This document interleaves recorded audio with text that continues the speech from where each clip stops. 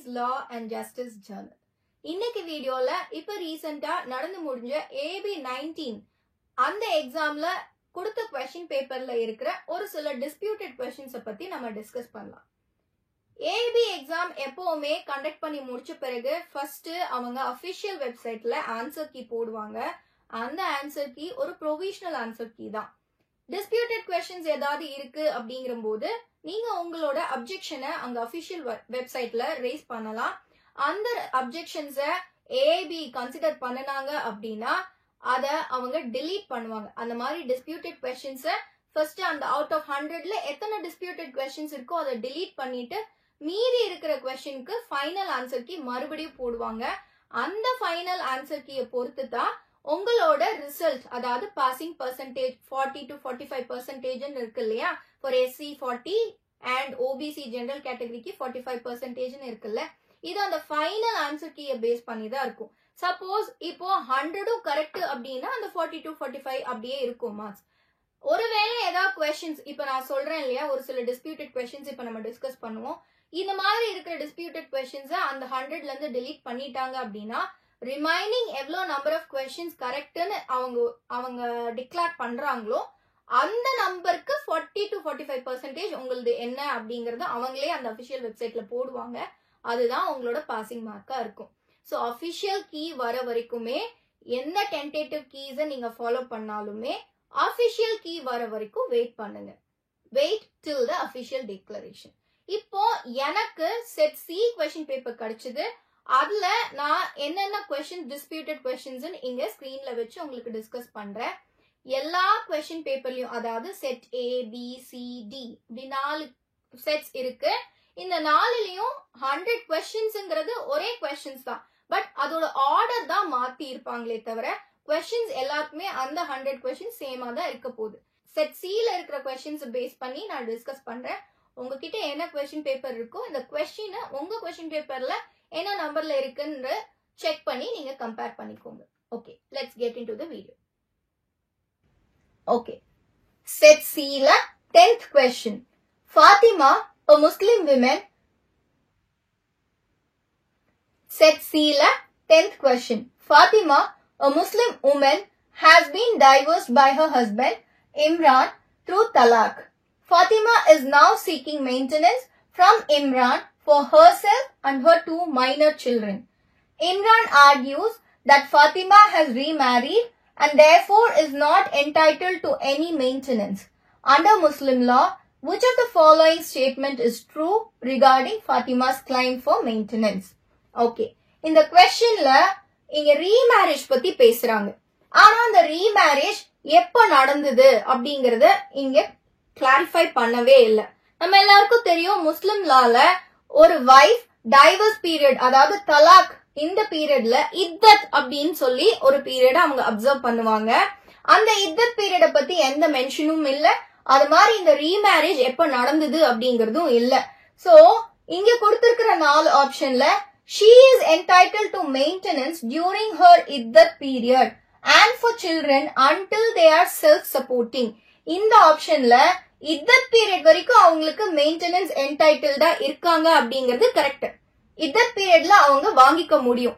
Remarriage பண்ணாலுமே she can do the remarriage only after இத்தத் period. அந்த இத்தத் பீரியட்க்கு அப்புறம் தான் அவங்க ரீமேரேஜ் பண்ணிக்க முடியும் according to Muslim law. So இத்தத் பீரியட் வரைக்கும் மெயின்டெனன்ஸ் அவங்க வாங்க முடியும். ஆனா later part of this sentence, அதாவது இந்த second part for children until they are self-supporting, இது எந்த ஆக்ட்லயும் கொடுக்கல. முஸ்லிம் விமன் ப்ரொடெக்ஷன் ஆக்ட்லயுமே கூட இத்தத் பீரியட் வரைக்கும் அவங்களுக்கு மெயின்டெனன்ஸ் அலவுட் அப்படின்னு தான் இருக்கே தவிர children still they are self சப்போர்ட்டிங்ன்ற வார்த்தை அங்க இல்ல. ஒன்லி ஃபார் 2 years அப்படிங்கறது தான் அங்க இருக்கு. சோ இதுல ஃபர்ஸ்ட் ஸ்டேட்மெண்ட்ல பாதி கரெக்ட், பாதி தப்பு. she can claim maintenance indefinitely. indefinitely maintenance அவங்களால கிளைம் பண்ண முடியாது. கொஸ்டின்ல ரீமேரேஜ்னு கொடுத்திருக்காங்க. சோ ரீமேரேஜ் பண்ணிட்டாங்கன்ற போது after remarriage she cannot claim indefinitely. அவங்களால மெயின்டெனன்ஸ் கிளைம் பண்ண முடியாது. சோ இது தப்பு, இது ஆன்சர் இல்ல. Option C, she is not entitled to maintenance because she has remarried. Okay, இந்த ஆன்சருமே கூட இந்த ரீமேரேஜ பொறுத்து she is not entitled to maintenance அப்படின்னு இருக்கு. பட் நம்ம கொஸ்டினே இந்த ரீமேரேஜ் எப்ப நடந்தது அப்படிங்கிறதுக்கு தான். So A and C, between options A and C, எதை ABE ஆன்சர் கீழே கொடுக்க போறாங்க அப்படிங்கறத நம்ம வெயிட் பண்ணி தான் பார்க்கணும். இந்த ரெண்டு ஆன்சருமே மோர் ஆர் லெஸ் இந்த கொஸ்டினுக்கு ரிலேட்டபிளா இருக்கு. சோ அதனால நான் இதை டிஸ்பியூட்டட் அப்படின்னு சொல்றேன். Next 23, which is not procedural safeguard to counter objectivity threats, acting in a fraudulent manner, providing peer review of valuation, non-disclosure of prior association with clients, non-disclosure of conflict of interest. Okay. இதுல set C ல 23rd question இது. Okay. இதுல acting in a fraudulent manner, இது கட்டாயம் ஒரு procedural safeguard இல்ல அப்படிங்கிறது நமக்கு தெரியும். அது போக இந்த option 3 and 4 பாத்தீங்க அப்படின்னா non-disclosure of prior association with clients.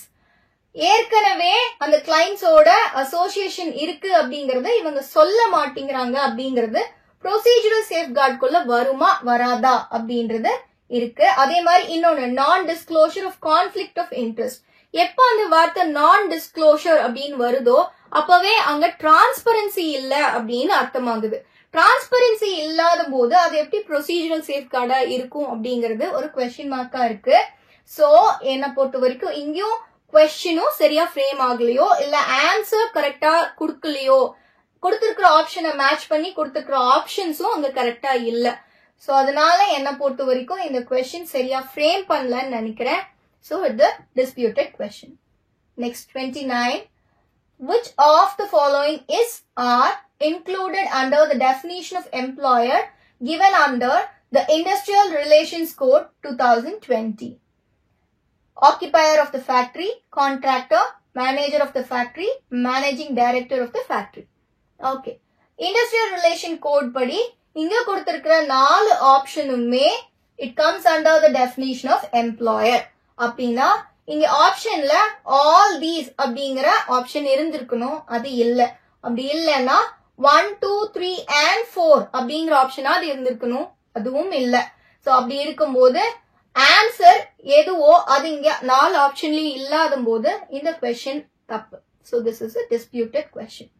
Next, question number 39. A real estate developer entered into a contract with B, the owner of a piece of prime land, for the purchase of her property. The contract stipulated that A would pay rupees 50 lakhs in advance and the remaining rupees 1 crore within 6 months. In return, B agreed to transfer the title to the land. However, after receiving the advance payment, B refused to execute the sale deed, claiming that she received a better offer from another buyer. A demanded the enforcement of the contract under the Specific Relief Act 1963, but B denied his claim. On the basis of the above problem, select the correct answer. Okay. In the question லியும் ஒரு சின்ன fact இங்க missing. அந்த fact missing அப்படிங்கறதுனால இது டிஸ்பியூட்டடா இருக்க வாய்ப்பு இருக்கு. என்ன ஃபேக்ட் இங்க மிஸ்ஸிங் அப்படின்னு பாத்தீங்கன்னா இன்ஃப்ராஸ்ட்ரக்சர் ப்ராஜெக்ட்ஸ். ஓகே, இங்க ரியல் எஸ்டேட் டெவலப்பர் ஒருத்தர் கான்ட்ராக்டர் என்டர் ஆகுறாரு அப்படின்னு சொல்றாங்க. ரியல் எஸ்டேட் டெவலப்பர் ஒரு இடத்த அவங்க எதுக்காக வாங்குவாங்க? அந்த இடத்தை டெவலப் பண்றதுக்காக. இன்ஃப்ராஸ்ட்ரக்சர் ப்ராஜெக்ட்ஸ் அப்படிங்கிற வார்த்தை நம்ம ஸ்பெசிபிக் ரிலீஃப் ஆக்ட்ல இருக்கு. இந்த இன்ஃப்ராஸ்ட்ரக்சர் ப்ராஜெக்ட்ஸ் அப்படின்னா என்ன, அதுக்குள்ள என்னெல்லாம் வரும் அப்படிங்கறத ஸ்பெசிபிக் ரிலீஃப் ஆக்ட்ல இருக்கிற ஷெட்யூல்ல பாத்தீங்கன்னா அங்க டிஃபைன் பண்ணிருப்பாங்க. இன்ஃப்ராஸ்ட்ரக்சர் ப்ராஜெக்ட்ஸ்ல அவங்க கொடுத்திருக்கிற டெபினிஷன்ல ஹவுசிங், அதாவது அஃபோர்டபிள் ஹவுசிங்கும் ஒன் ஆஃப் த இன்ஃப்ராஸ்ட்ரக்சர் ப்ராஜெக்ட்ன்றது அந்த ஷெட்யூல்ல இருக்கும். ரியல் எஸ்டேட் டெவலப்பர் எதுக்காக அந்த இடத்தை வாங்குறாங்க? ஹவுசிங் ப்ராஜெக்ட்ஸுக்காக தானே இருக்க முடியும். சோ அந்த இன்ஃப்ராஸ்ட்ரக்சர் ப்ராஜெக்ட்ஸ பொறுத்து ஏதாவது கேசஸ் ஃபைல் பண்ணணுமா இருந்தது அப்படின்னா ஸ்பெசிபிக் ரிலீஃப் ஆக்ட்லயே செக்ஷன் 20B ஸ்பெஷல் கோர்ட் ஒன்னு, அது மூலமா நீங்க இந்த கேசஸ ஃபைல் பண்ண முடியும் அப்படின்னு சொல்லியிருப்பாங்க. Section 20B of Specific Relief Act 1963. The state government, in consultation with the Chief Justice of the High Court, shall designate by notification published in the official gazette one or more civil courts as special courts within the local limits of the area to exercise jurisdiction and to try a suit under this act in respect of contracts relating to infrastructure projects. Okay, so in the contract infrastructure projects காகத்தான் இந்த real estate developer போட்டிருக்காரு அப்படிங்கறது இங்க எங்கயுமே நமக்கு mention பண்ணல. But இம்ப்ளைடா நம்ம அப்படி புரிஞ்சுக்கிட்டோம் அப்படின்னா இன்ஃப்ராஸ்ட்ரக்சர் ப்ராஜெக்டுக்காகத்தான் இவர் இதை வாங்கியிருக்காரு அப்படின்றதுதான் அந்த கொஸ்டின் செட் பண்ணவங்களோட இன்டென்ஷனா இருந்ததுன்னா ஆப்ஷன் டி தான் கரெக்ட் ஆன்சரா இருக்கும். ஸ்பெஷல் கோர்ட் அப்படின்ற வார்த்தை இங்க வருது. சோ அதனால இது கரெக்டா இருக்கும். பட் அந்த கிளாரிட்டி கொஸ்டின்ல இல்லாததுனால நிறைய பேர் இந்த ஆப்ஷனை சூஸ் பண்ணிருப்பீங்க. A may file a suit in the civil court having the powers under the Civil Procedure Code 1908. இதுவும் கரெக்ட் தான். But let's wait until the official answer key. 52. Which statement is correct about the 106th Constitutional Amendment Act? Okay. இங்க ஒரு 4 options கொடுத்திருக்காங்க. இந்த 4மே நீங்க read பண்ணி இந்த 106 Constitutional Amendment ஓட எது ஒத்து போகுதுன்னு ஃபர்ஸ்ட் செக் பண்ணணும். அதுக்கப்புறம் எதெல்லாம் கரெக்டான ஆப்ஷன்ஸா இருக்கோ அது இங்க ABCDல எங்க இருக்கு அப்படின்னு பார்த்து உங்க ஆன்சரை நீங்க சூஸ் பண்ணணும். ஆனா அவங்க கொடுத்திருக்கிற இந்த 1, 2, 3, 4ல 1 and 2 அந்த ஸ்டேட்மெண்டே தப்பு. இந்த ஸ்டேட்மெண்ட் அதாவது ஆர்டிகல் 239A ஆர்டிகல் 338 இவங்க சொன்ன மாதிரி 106 கான்ஸ்டிடியூஷனல் அமெண்ட்மெண்ட்டை ரிலேட் பண்ணது கிடையாது. சோ அப்படி இருக்கும்போது இந்த 2 ஸ்டேட்மெண்ட்டுமே ராங்கான ஸ்டேட்மெண்ட். நமக்கு கேட்டிருக்கிற கேள்வி எது கரெக்ட் அப்படிங்கிறது. சோ அப்படி பார்க்கும்போது மீறி இருக்கிற 2 3rd and 4th article 334A 106th constitutional amendment மூலமா தான் இது வந்துச்சு. இததான் இந்த 4th சப்போர்ட் பண்ணது, இந்த 4th ஸ்டேட்மெண்ட்டும். சோ இந்த 2ம் கரெக்ட் அப்படிங்கிற போது 3 and 4 தான் கரெக்ட் ஸ்டேட்மெண்ட். ஆனா ஆப்ஷன்ல எங்கேயுமே 3 and 4 அவங்க கொடுக்கல. அப்படி இருக்கும்போது ஆப்ஷன்ல கரெக்டான ஆன்சர் அவங்க வைக்காததுனால இது disputed question. Next 80. Under the CPC, what is the maximum time limit for filing a written statement in a suit? Okay. Written statement CPC ல Order 8 Rule 1ல written statement na என்ன அப்படிங்கறது அங்க சொல்லிருப்பாங்க. இந்த கொஸ்டினை நான் ஏன் டிஸ்பியூட்டடா இருக்க வாய்ப்பு இருக்கு அப்படின்னு சொல்றேன் அப்படின்னா நீங்க இந்த Order 8 Rule 1 படிக்கும்போது the defendant shall within 30 days from the date of service of summons on him present a written statement of his defense அப்படின்னு கொடுத்திருக்காங்க. So 30 days தான் டிஃபெண்டன்ட்க்கு இருக்கக்கூடிய time limit. Maximum time limit 30 days தான். ஆனா 90 days எப்போ அந்த 90 days வரும் அப்படின்னா இதுல ஒரு அமெண்ட்மெண்ட் கொண்டு வந்தாங்க. In its application to commercial disputes.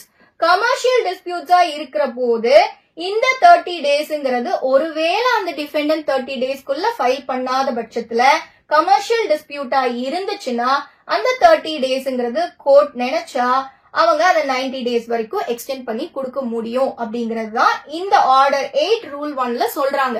But கொஸ்டின்ல கமர்ஷியல் டிஸ்பியூட்ஸோட அப்ளிகேஷனை ரிலேட் பண்ணி எந்த வேர்டிங்ஸும் இல்ல. அப்படி இருக்கும்போது இந்த 90 days அங்க ஆப்டா இருக்காது. 30 days தான் கரெக்டா இருக்கும். இங்க ரெண்டுமே ஆப்ஷன்ல இருக்கு. இந்த கொஸ்டின் என்ன பொறுத்து இந்த வேர்ட் அங்க மிஸ்ஸிங், கமர்ஷியல் டிஸ்பியூட்ஸ்ன்ற வேர்ட் அங்க மிஸ்ஸிங்ன்றதுனால நான் இது டிஸ்பியூட்டட்னு நினைக்கிறேன். Let's wait till the official answer key. So இது வரைக்கும் நம்ம ஒரு 5 to 6 questions நம்ம டிஸ்பியூட்டட் அப்படின்னு டிஸ்கஸ் பண்ணிருக்கோம். நம்ம அஃபிஷியல் ஆன்சர் கீ ஏபி கொடுக்கும் போது செக் பண்ணி பார்க்கலாம் இதுல எதெல்லாம் அவங்களும் டிஸ்பியூட்டட்னு அக்ரி பண்ணிக்கிறாங்க அப்படிங்கறத பார்க்கலாம். Let's wait. தேங்க்யூ.